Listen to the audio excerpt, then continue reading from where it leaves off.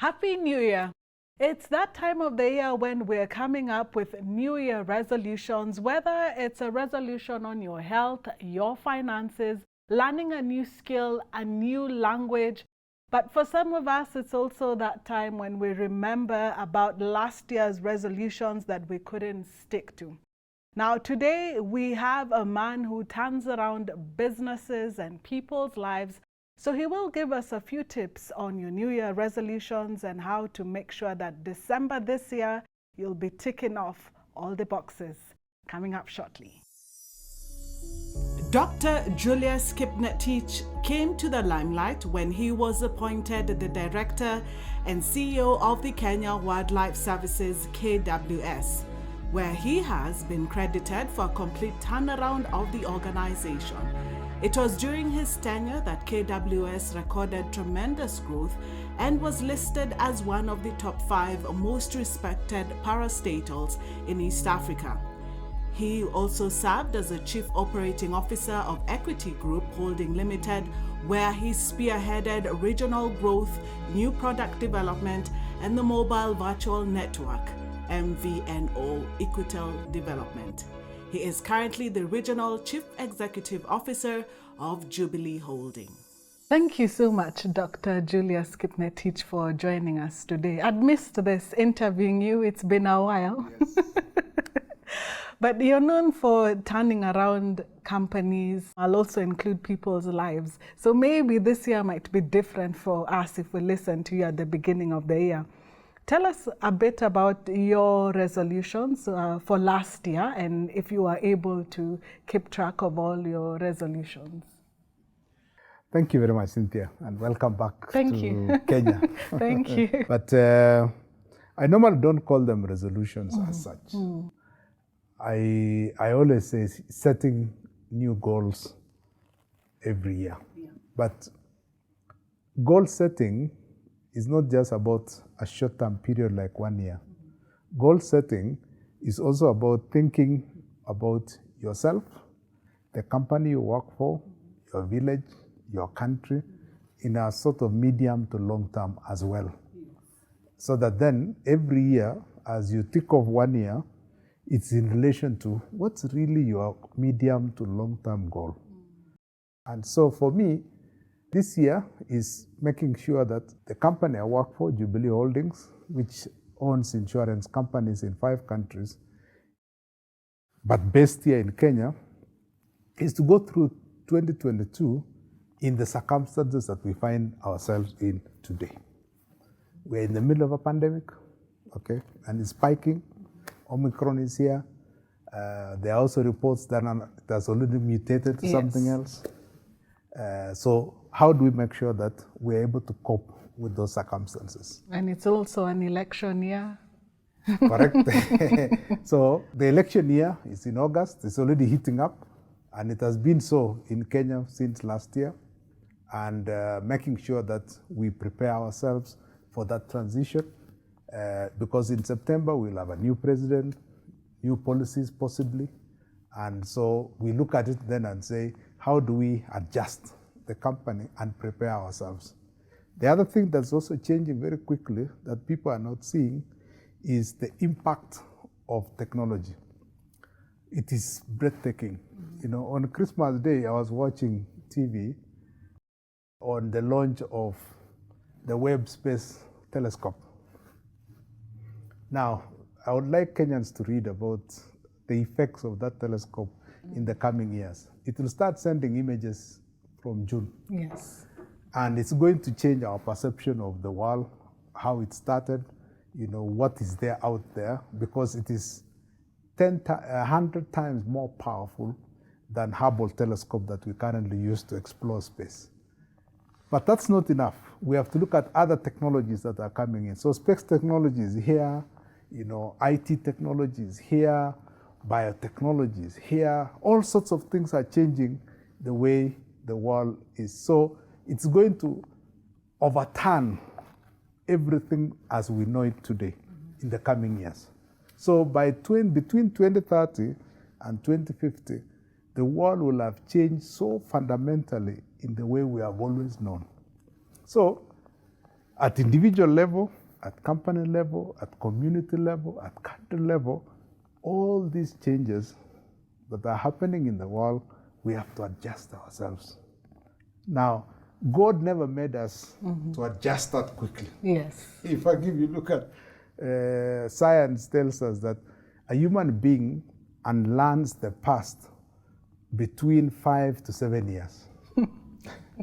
Now, but the changes are happening more or less every year. Yes. So how do we adjust ourselves as quickly? With COVID even, it was almost every day. Instant. Yes. You know, I remember when COVID came, the minister just said, everybody go home and stay home. Okay? Yeah. Luckily, technology had enabled that you can work from home. Yeah. So overnight, companies knew how to use Zoom. Overnight. Yes. You know? And I remember we had to send staff home, but we had to continue with customer service. So some members of staff were hearing about VPN modem for the first time. Like, okay, so that's how the way life should be. Yes, and you have a meeting the next day, so you have to catch up quickly. Yes, and serve customers. Yes. Our customer service center is a location, contact center. And then we normally have around 50 desks. And overnight, they had to work from home. And we had to set up a virtual contact center overnight, within 24 hours. Yeah. So my own personal goals, Cynthia, is to make sure that the company I work for is as successful as it gets. And we always try our best. In the last 1 year, we sold a piece of our general insurance company to Allianz, and the 2 transactions were completed in Kenya and Uganda. And then we hope to complete this quarter in the other 3 countries that we operate in, Tanzania, Burundi, and Mauritius. Once we complete all those 5, 66% of our general insurance company will partner with Allianz. Yes. And to me, that was a very successful transaction, and we are grateful. The other thing also is last year is my daughter went to university. Yes. She did 1 semester virtually. She's doing 2nd year in a university in the US. And to me, that was a very strong success. Yes. And my other daughter transitioned to secondary school. At a personal home level, one of the things I've always wanted is to read 50 books in a year, 1 per week. Okay, I had reached perhaps even a book per month, but I want now to reduce it to 1 book per week. And that to me is about expanding my knowledge, my skills by reading more. Okay, I normally read online, but I would like to read a physical book. That joy of reading a physical book, I want to go back to it. Then the other one is to travel more. KWS exposed me a lot to a lot of traveling, but I would like to see whether I can make 1 excursion at least once a quarter. Okay, 2 or 3 days, take family out, and we go some place, discover a new place. And I would urge many Kenyans to do the same. Kenya is a wonderful country. That's true. And if you can exploit when you have the time, and it's not expensive as such. And then probably the final thing is I am involved in several charities. Ghetto Classics is one of them. And I also sit on the board of Starry Girls. So I would like to involve myself more in charity work, just to help the less fortunate. Especially, most of these charities have gone through very tough times in 2021 because of COVID. People's incomes are lower, and I would like to extend my help, probably if there's money, but the most important thing is your time and skill to help them. And I would like, 2022 is a time I would like to spend more time to help. Yeah. Yes. I want to add another one. I'd like to see, as you're traveling, the photos and so on, more on social media, more pictures, and you telling us more about your adventures. I'm a little conservative in social media. I've noticed. I'm old school. Yes. if I make excursions, Would like definitely to you'll learn see me from on you. Twitter. Please send the photos. But how does one come up with the New Year resolutions and make sure that you actually stick to that plan? Every human being must define their purpose on this planet. God has given you a very short life. Human life average, in Kenya, average is 61 years. So 61 years is not a long time. And for many adults, people my age, there's not much time left. So the key thing is define your purpose as a human being. And then break that purpose into actions. What are you going to be doing for you to achieve that purpose in life?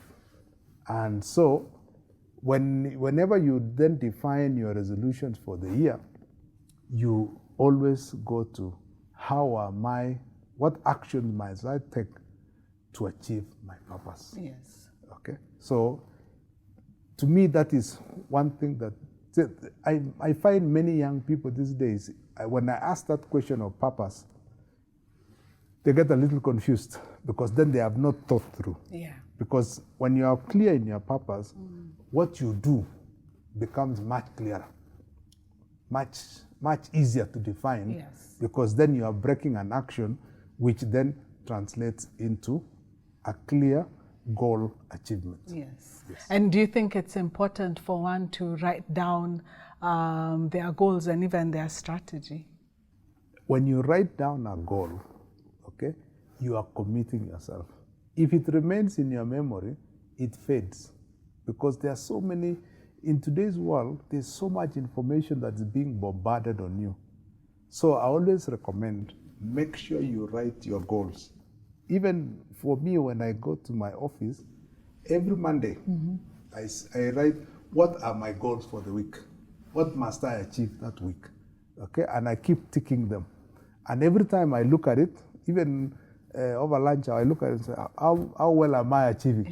Yes. Yeah. So when you write them per week, then it defines what you do in the day. Yeah. And then by the end of the year, you will have a list of 52 items that you have said you are going to do. Yeah. And that is how you push. So I would like to urge every viewer, your goals must be written. Yes.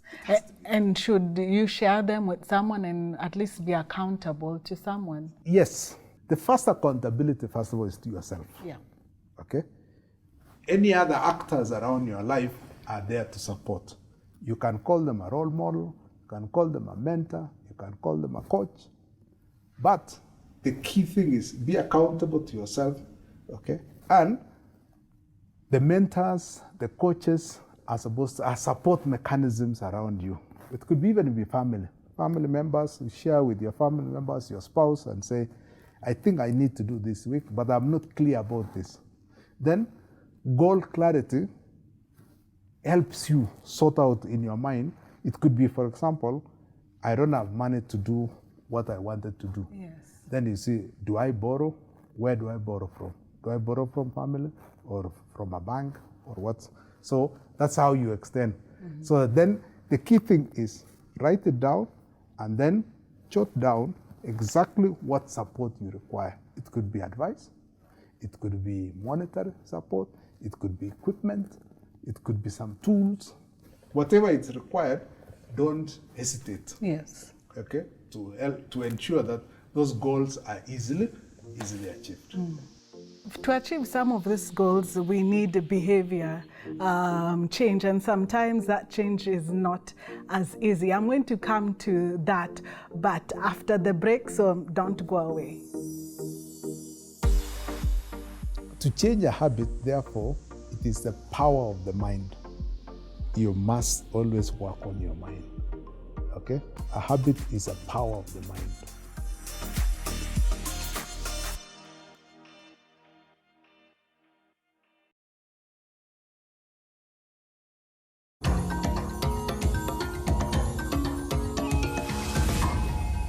Welcome back. Now, before the break, we were talking to Dr. Julius Kipngetich. He's known for turning around companies, so he might just turn around this year for us. But he was talking about how to come up with your New Year resolutions and how to make sure that you stick to that plan. Dr. Kipngetich, I hope I'm not putting too much pressure on you, turning around our lives. But one of the things that you even talked about, that one of the things you want to do this year is to read a book every week. Sometimes you realize that we have this ingrained habits that we need to change. How do we do that? And some of them they have been part of us since we were young. The key thing is to train your mind to say no. A habit, once it becomes part of you, it's very difficult to undo. Okay? Culture is a series of habits. And that's why people say culture is a very difficult thing to change at home or in an organization. It's because we are used to habits. We are designed to play into habits. So, to change a habit, therefore, it is the power of the mind. And that power to say, I want to break this habit. So, my recommendation, as always, is you must always work on your mind. Okay? A habit is a power of the mind to say, I will do something. And you can tell your mind today, I am not going to do it. Some people give up along the way. Mm-hmm. So don't give up. I would urge you, the minute you say, this is my goal, and the habits and the behaviors that I'm exhibiting are incongruent, are not in congruence with the goal I'm aiming at, then you now tell your mind, I must change my habits, and must change my habits. And what are things? It is what you do daily. Okay? So when you wake up, what do you do? Okay?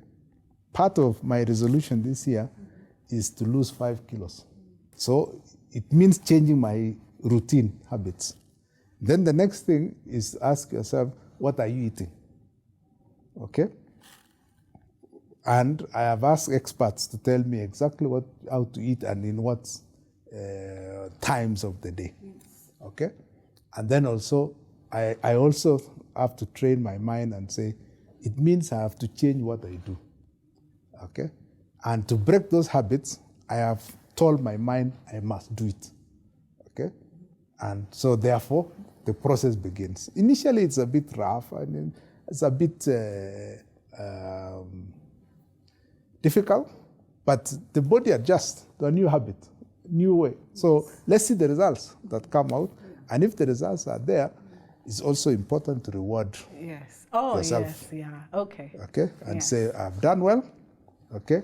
And so therefore, the reward to yourself, okay, could be you give it to a charity, or you reward yourself with a travel and say, I've done well, okay? Because then that encourages, that gives you the motivation to keep continuing and continuing. Yeah. Yes. So you must always reward yourself. For you, it's going to be a bit more challenging because you've told the whole nation, so we'll be checking to see if you've lost the 5 kilos. Those are the accountabilities you are talking about. You have the whole country as an accountability partner. And even the books. The books I'll be checking and we'll exchange notes on that. But what happens when now people are excited, so you can come up with all these new goals. But what happens when you get into, a few months later and you realize you're not keeping up with your goals? How do you get yourself back on track? First of all, don't punish yourself too much, okay? It's good to reprimand yourself and say, I'm not doing well. What is it? Then you could go to a mentor, an accountability partner, a mentor or a coach or a friend and say, this is what I set to do. I'm not doing very well. What could I be doing wrong? And then that conversation, you could, the process of self-discovery, say, I'm going to adjust the following. So don't fear sharing your challenges with a friend, a mentor, a coach, your spouse, and say, I'm struggling to meet my goals. Where could we be wrong? So either you adjust the goal, probably you set it too high or too low, or the methodology of going about it could be wrong, so you could adjust, okay? Or there could be some externality, some external things that are distracting you from achieving your goal. Then you make the adjustments, because life, remember, is not a straight line. Life is a series of zigzags. So this series of zigzags, you have to adjust your life as you go along. So you could go reach media, and then you realize, oh, I'm totally off track. What do I need to do? I make the necessary adjustments and come back on the rails. And then the scorecard need not be 100. Sometimes you can set very high targets for yourself, but remember, 80% is still an A. Yes. But sometimes, even as you're trying to stay on track and you realize that I think I can do better, then you can also change your goal and try and attain much higher. Have you ever gone through that? My own experience is the human mind has power beyond what you can imagine. That's true. I remember when I was appointed director of KWS, I asked myself, I have nothing, I don't know anything about conservation. But I told my mind, take it as a challenge. I'm bringing in my management skills. Conservation skills, I'll ask those who know. Then we put our heads together, and then we will make this thing successful. That's it. So don't fear when you set a goal or when the future is not clear. Yes. Clarity always comes as you go nearer to it, the goal. So I would urge you, the first thing is to remove fear. Remove fear from setting your goals. And sometimes you even don't have the skills to reach there. Borrow the skills, learn from other people, seek help, and you keep moving. Because I always say, whenever you are setting goals, don't underestimate the power of your mind. Look at it this way. The richest man today is Elon Musk. Yesterday, he increased his wealth by $28 billion in one single day. $28 billion is Kenya government's budget for 1 year. It's 3 trillion shillings. Did God give him more brains than all of us? The answer is no. It's just that the power of imagination that he's using to create different companies is what he's using. Now, God has given us exactly the same power he gave Elon Musk. It's exactly the same. Each of us has it. Your job is to discover it. Use your power of your imagination to discover what God gave you as your goal, your purpose, and use it well and change the world. Each of us, this planet can be as good as we want if we use the power of our brains well. And we can unleash that power. So that's a challenge. Yes. I might just change my list. Yes, change your list. But as you're talking about your list and your goals, I've noticed that a lot of them have to do with your workplace and productivity. And some people might feel like he's saying that because, you know, he's top management. But even when you're lower management, even an intern, should you include your company or where you're working as one of your goals? I always say a company is your second home. Your first home is where you are, because remember, the company you work for, you are legally required to work for 8 hours. Yes. But actually, in practice, you work for more than 8 hours, because even it's part of you take work home, okay, or you come early. So there are so many forces working on you as an individual. You must combine these forces together to create an optimum point where it gives you the maximum possible you can get, subject to all these constraints. That is what you are aiming at all the time. Yeah. So you must balance all these competing forces so that then the home gets the attention required, the workplace gets the attention required, your friends get the attention that's required. So you are living at a balance optimal point in all these forces that are acting on you. Yes. And as you balance them, okay, you are balancing them at the maximum happiest point. That's the thing. Thank you so much, Dr. Kipngetich, for joining us today. And as you heard from him, even as I was talking about his books, it's still work in progress. Don't be too hard on yourself when it comes to your New Year resolution. I think one of the things that I've learned today is you have to come up with a game plan, write them down, have a strategy, have the right people to hold your hand, and also be accountable. Well, that's it for this week. Next week, we'll be talking about financial goals with practical examples. See you next time.